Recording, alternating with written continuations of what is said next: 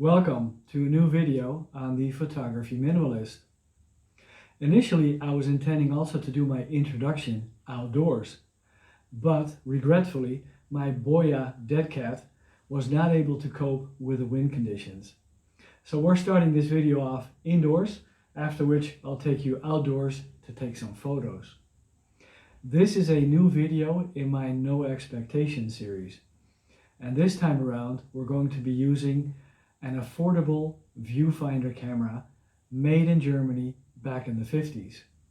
We're talking about the Voigtlander Vito B. This camera was manufactured between 1954 and 1959. Different versions of this camera came out. This specific version was manufactured between 1957 and 1959. So there are distinct differences between the different versions that came out. Let's start off with the lens, which is a fixed 50mm, in this case 3.5 lens. The Vito B also came out with a 2.8 lens. Another difference is the viewfinder window size. This version has a larger viewfinder window, and the earlier versions of the Vito B had a smaller viewfinder window. Last but not least, the number of shutter speeds also differed. This version has 9 shutter speeds and also synchronizes shutter speeds and apertures. So be aware of these differences when you're looking for a Voigtlander Vito B, because there have been different versions that were brought out. I've taken the Vito B out for 2 days to an industrial area nearby Amsterdam called Sloterdijk and also Westpoort. And I've been using the Fomapan 100 black and white film. And when you look at the data sheet of this film, it clearly states that you can push this film 1 or even 2 stops and still develop the film at the same development times when using this film at the ISO 100 box speed. So this is something that I'm going to test using this Voigtlander. Some of the photos I'll take at box speed, some of them I will push 1 stop, and others I will push 2 stops. And this is also a necessity because it is overcast and cloudy, so I'm not always going to be able to get away with 100 ISO. I'm also going to be using a yellow filter on the lens for some of the photos, which means that I also have to compensate 1 stop for this filter.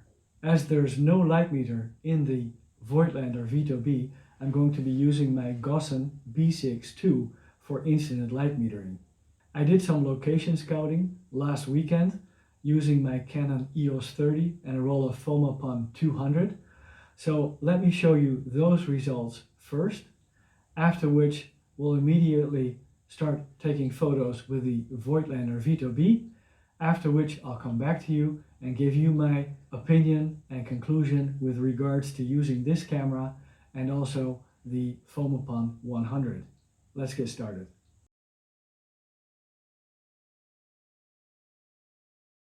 Anywhere you go, give it on. Anywhere you say, anywhere.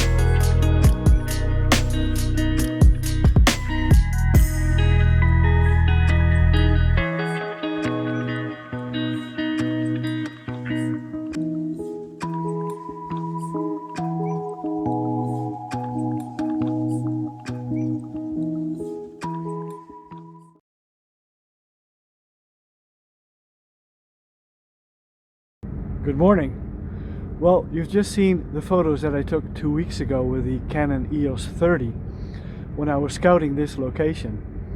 And today is the second half day that I'm using the Voigtlander Vito B, yesterday being the first half day.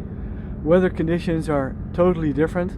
Today it's sunny outside, yesterday it was cloudy and overcast, which means that today I'm going to be using the film at its back speed of 100 ISO together with its yellow filter on the lens, compensating for one stop.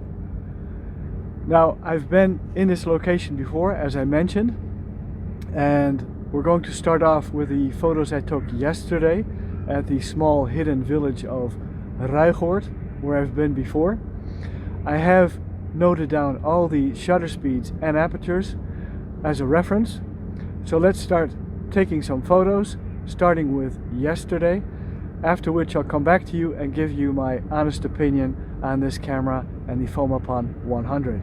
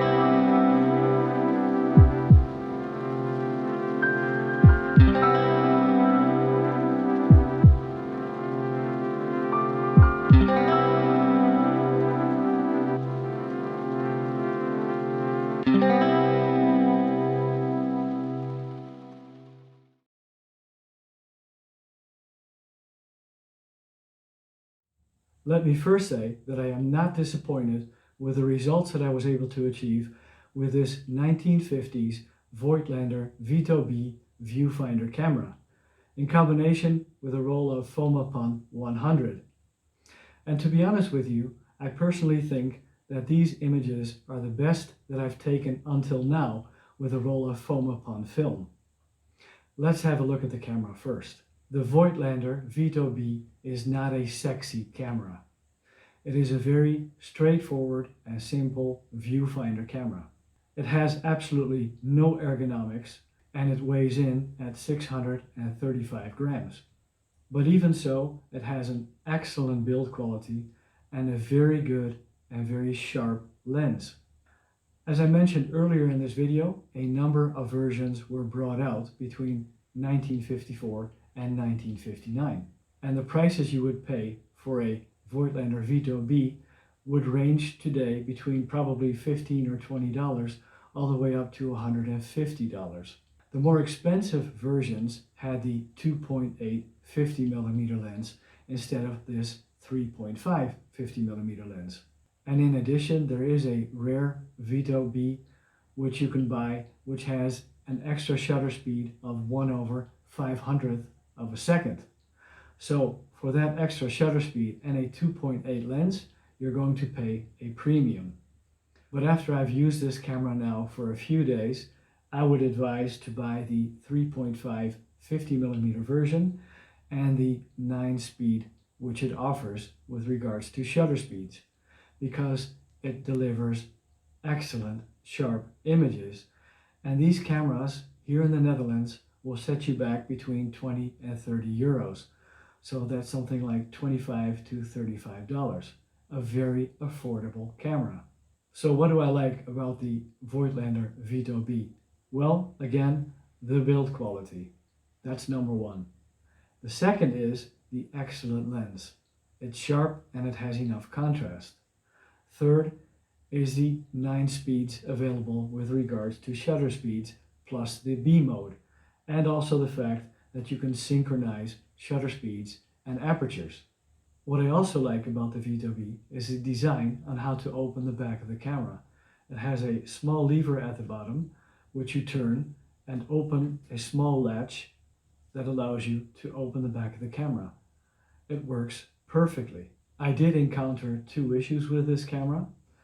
It has a unique rewind system whereby you click on this small lever on the side of the camera which pops up the rewind knob. If you're at the end of your film and you haven't been able to advance the film all the way through, then you could get issues with rewinding your film, which I had. And that meant that I had to open the camera in the dark bag and actually pull out the film. Something you do not want to do. So make sure maybe to stop 1 or 2 exposures before the end of the film to make sure that you've been able to advance the film all the way through and cock the shutter before you rewind the film.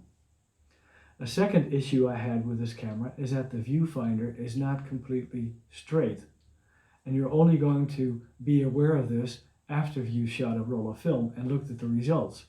Let me show you now 2 results of the same images before the crop and after the crop. So I lost part of my image, but even so, the sharpness is absolutely fine. So all in all, the Voigtlander Vito B has turned out to be a very nice little camera of very high quality. And it delivers excellent images. They're affordable and easy to buy and easy to use. Let's now have a short talk about the Fomapan 100. Fomapan has been a film that I have a sort of a hate and love relationship with. And to be honest with you, in combination with this Voigtlander, it turned out to be a love relationship because I'm very satisfied with the results that I was able to achieve. This time around, I did develop it for 6 minutes in the standard dilution of Fomapan, so I didn't go for the 1+1 solution, and that turned out to be much better than I expected. And I also underexposed many of these shots by 2 stops, which gave a little bit more contrast, especially in combination with the yellow filter on the lens. The yellow filter, you should actually compensate 1.5 stops. I compensated 1 stop. So I'm very happy with the Fomapan 100 and pushing it to 400.